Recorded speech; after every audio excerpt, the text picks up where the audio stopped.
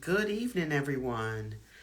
I am Coach Marcy coming to you live right now to talk to you about interviewing and interview techniques. So, one thing I'd like to make sure that I address first off is the fact that interviews are held so that people can really have an understanding of who you are and your qualifications for a role. Hey, Sherry Blakely and Career Coach Kim, thank you so much for joining. I'm going live talking about interview questions that most people don't know how to answer. So I am welcoming anyone on stage with me who is wanting to join and ask a question, or actually just wanting to understand the why behind, hey, why did they ask that question? And if you're too shy, go ahead and drop in the comments your questions that you may have, because I'm here for you. And as promised, I'm answering all of the crazy questions. So the first thing I want to start with is, what exactly are they thinking when they ask these questions, right? So most often, recruiters want to know how quickly you can think on your toes, right? So why do they say to you, well, if you were an animal, what animal would you be? What does that really mean, and what is the value of knowing the answer to that question, right? So most times when they ask that question, they really just want to see what animal you're going to select, and if you've ever really given it any thought to why you would select to be that animal. So one thing I would love to know, Career Coach Kim, let me know in the comments. Have you ever been asked the question, if you were going to be an animal, what animal would you be? And what was your answer, right? Because that is one of those questions that makes me say, you know, the majority of people that answer this question, they tend to say, hey, I would love to be the lion. Now, most people will say lion because they believe the lion is the king of the jungle. So you think to yourself, if you're the king of the jungle, then you probably would want to be that if you were going to be any animal out in the wild, if you had to have that represent who you were, right? But think of it this way. We've seen lions get beat out by their prey. We've seen lions, that are like left alone, they may actually lose in a battle. Are you sure you really want to be the lion, right? So one time I gave it a little bit of thought and I said to myself, I like to say, maybe I might just be a mouse. Some people come back and say, I'd be an elephant. And this is where I came up with the theory of it would be cool to be the mouse, because elephants are afraid of mice, right? Mice are very quick. They're nimble. They can fit between and under and over very tight spaces, right? The likelihood of them getting away in a fight is pretty favorable, right? So I like to say, I'm going to be a mouse. I'm quick, I'm nimble, and I'm really good on my toes, right? Career Coach Kim says she's conducted interviews where she's asked questions similar to that. So Career Coach Kim, if you're available and you want to jump on, just go ahead and push that button and let me know. But I really wonder, what exactly is it other than your ability to think quickly on your toes that they could want to ask you that question, right? And then think about it this way. What other questions are they asking that make absolutely no sense to the role that you're interviewing for? And then you say to yourself, well, why on earth are you asking me this question? What is the relevance of this question, right? So Dr. Maria Gardner, thank you so much for joining.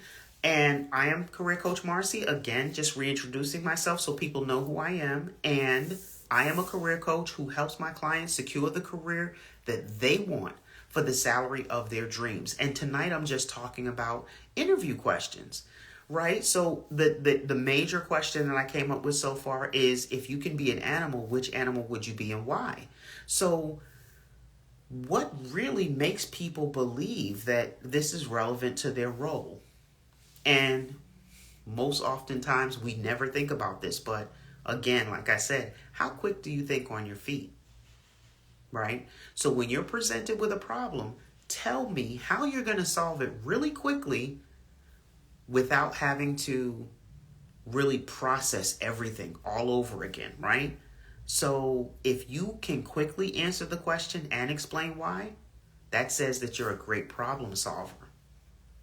So another question that I see that is now coming up that is very surprising to me is when they say to you, tell me about a time where you have been unsuccessful in your role and what did you do to overcome that?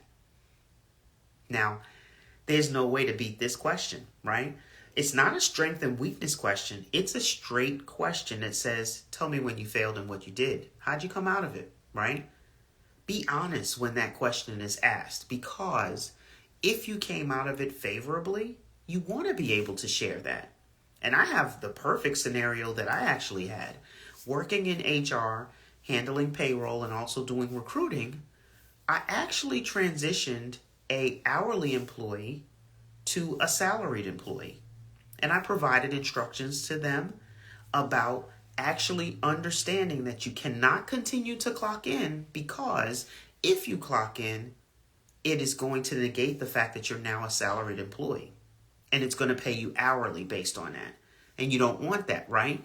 So even though I explained it and I provided a new offer letter, they still clocked in and out because it was habit. They worked in the organization for a few years and they were used to clocking in and out. So here's the problem. When it was payday, she wasn't paid the correct rate because she clocked in and out instead of just becoming the non-exempt employee that I had now promoted her to, which threw off the payroll, right?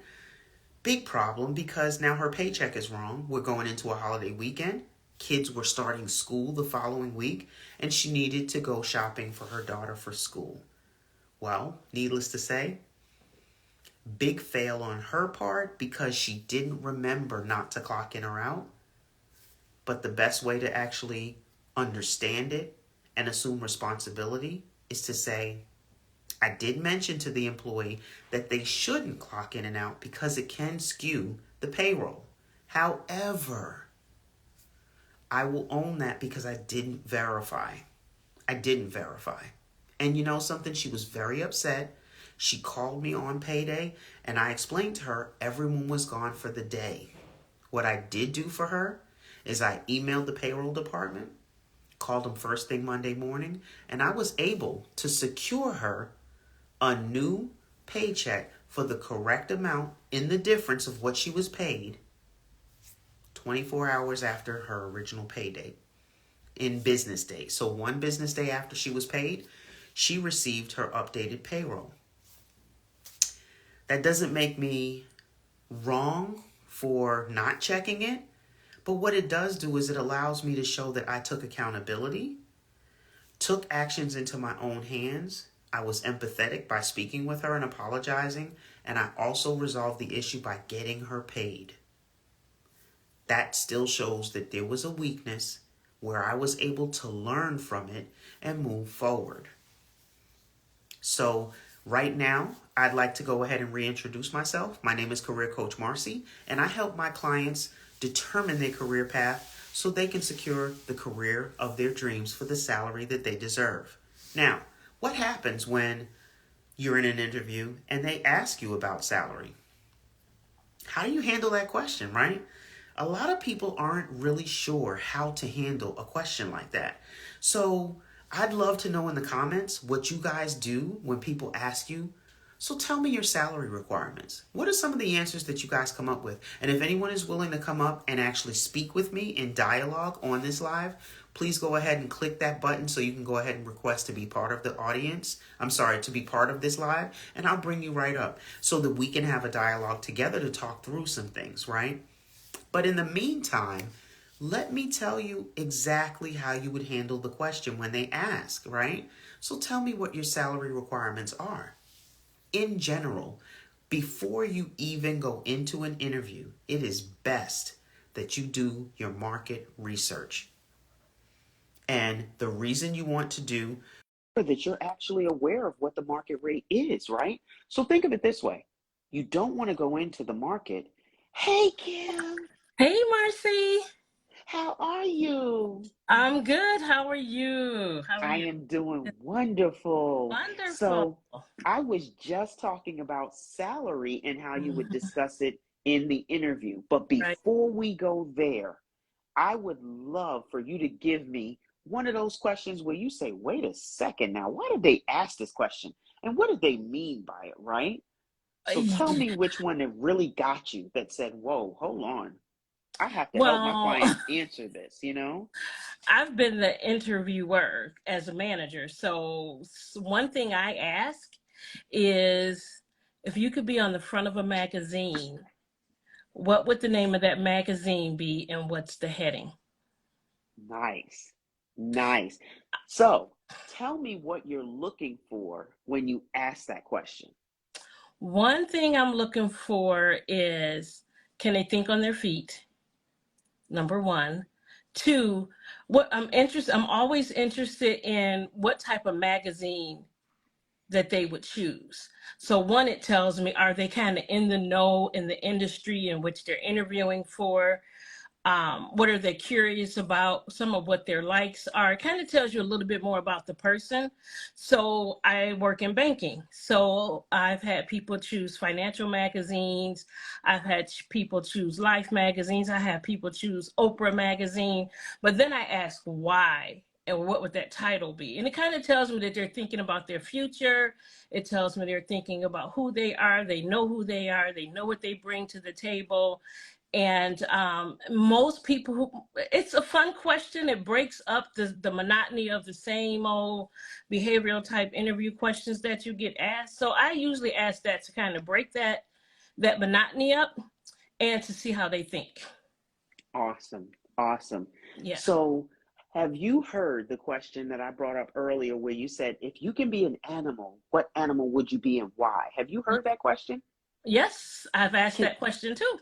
so tell me, have you ever asked the question and gotten just the wildest answer? And what was the wildest answer you received? Ooh, it's been a while since I've asked that. So I can't remember the wildest answer, but really what I'm looking for is again, can you think of on your feet? It loosens you up a little bit. So I think people Mm-hmm. can have a little bit of fun with it. I like your analogy of the mouse and the elephant and the reason why you would choose a mouse. So I've had people choose animals like that and give a really good reason why. And again, it's a way to break up the boring old, same old interview questions you get asked with a little bit of cleverness behind it to kind of see how the interviewee kind of thinks on their feet. It's not Right. a make or break for me in an interview, though. It is, I need to see a little personality. Right. I want to see that you're a real person. And it kind of, I usually use those questions to end the interview because it's been intense. I've asked you 1,000 questions. I ask you about this, that, or the other. And then at the end, I ask a fun question to kind of let them relax, laugh a little bit, Right. or get really creative. So Mm-hmm. it's never, So, that one's not a make or break if I'm hiring someone. right, right. Yeah. And that's how I feel too. It's like that's one of those kind of questions that you just ask to break the ice, not Mm, the really serious questions. right. So when you hear the question of tell me your strengths or weaknesses, that's kind of an outdated question. What I'm Hmm. hearing and using more and more lately is tell me about a time in your role where you were not as successful Right. in doing what you Right. needed to get done. Tell me about a time where you absolutely bombed the scenario and Hmm. how you actually came out of it Right. on top, right? Right. And when you ask the question that way, the best part about it is you get to learn how they think on their feet. You get Right. to hear their story of how they may have actually failed Right. and how they resolve that issue, right? And that's Right. what I really love about it. So tell me about some of your fun interview questions and answers that you've used. It's probably mostly those. I think. Let me think if I can think of a one. It's been a while since I've asked those. I have to think, and if one comes to mind, but mostly it's that um, the animals, the magazine, and oh, if you could be a superhero. which one would it Wow. be and why? So it's all that same kind of those same kind of questions that kind of make people think. But Right. superhero, the animal, the magazine cover are the ones that I use most if I want to ask a different question and to make it fun at the end of the interview. Right. Right. Yeah. Yeah. So I got a really good one for you. When you start thinking about salary, Mm-hmm. and I want to take it back a little bit, you being the interviewee and not Okay. the interviewer. Okay. I'm going to share one and you share one Okay. because I know over my years in being in HR and recruiting, sometimes I really wasn't really as prepared as I thought I was when it came to Mm-hmm. answering the question because Mm-hmm. they just kind of stuck it in there, right? Right. Or they waited so long in the process that it was like, you've got to know my worth at this point, right? Right. But nowadays, they're so upfront with it. Like, Right. how do you handle that? And Right. so I'd love to know where in the process in your most recent employment did that conversation come up and how did you answer it? I do my homework first of all. I'm going to know. I'm going to salary.com, glassdoor.com. I am going to look for the role, something close to it. I am going to know the salary range for that position. And I'm not going to answer in a direct salary. I'm going to give you a range of $5,000 or $10,000 around my middle point, up or down, I love it. somewhere that I know I can land and be comfortable. And then I'm going to give that person a range. Now, for me, in the industry I work in, the salaries are set. And there's not, especially for internal positions, there's usually not a lot of room to negotiate. But I'm also looking at PTO benefits because that's all part Right. of salary too. Is there tuition reimbursement? What's the paid time off like? How much Mm, time do I get? So it can't just be about that dollar. It's got to be all those other things that make up your salary. So yes. because if you chase a dollar, that's one thing. But if you get the salary you want, but you can't take time off work, that's a problem. Right. I mean, no money in the world can replace taking the time that you Nope. need when you need it, right? Right. And Right. a lot of times we don't think about those things. No. And that is a very, very important piece to it Yeah. all. So Exactly. you mentioned doing your homework, right? You Hmm. need to recognize what websites are available to you that are Right. going to allow you to do your research, right? So we've got salary.com, we've got Hmm. Salary Wizard, we've got PayScale.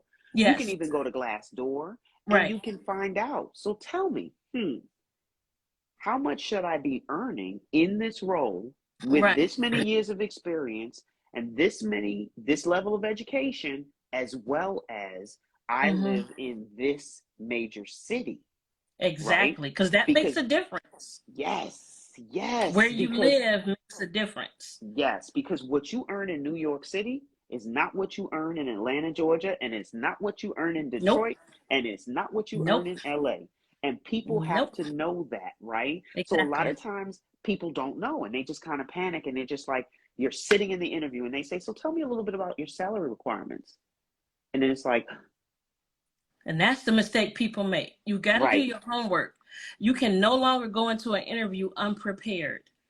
You can't. And the other thing about the interview, I coach on strengths and skills and mm-hmm, helping people build confidence there because to me, before you even get to that interview, you got to know who you are. You have to know yes, top five strengths. You have to know your skills. You have to know what drives you and what you're passionate about before you even get there because that's going to yes, come across. I manage a young man. He was applying for job after job after job internally and not getting them. And I'm like, what's your why? yep, Because that's the first I'm going to ask, what brings you here? Why are you yes. here? What brings you? And so if you can't even explain that, you may never even get to the question about salary. There you go. There Yeah. you go. And that Yeah. is very, very true. Another thing that I'm finding is a lot of people may have wonderful resumes, but they don't know how to articulate their That's it. worth in that interview. And it's like, That's so it. tell me, They give you the goofy, tell me about yourself. And you know Mm-hmm. what happens? Diarrhea of the mouth. Well, my name is, Mm-hmm. and I worked here and Yep. I did that. And the reason I'm here is because Right. this, and I'm Right. looking to get that, but you're never ever telling them what you can give them. What are you going to contribute to the organization? Tell me what problem that I may have that you can help me That you solve. can help me solve. And I want to know a little bit about you personally, not in a nosy way, but I want to know that there's more to you than work. Like Right. for me, if I'm in an interview, then I talk about the first thing I talk about, which is obvious in my mind, is my vitiligo and that I don't have pigmentation on part of my face.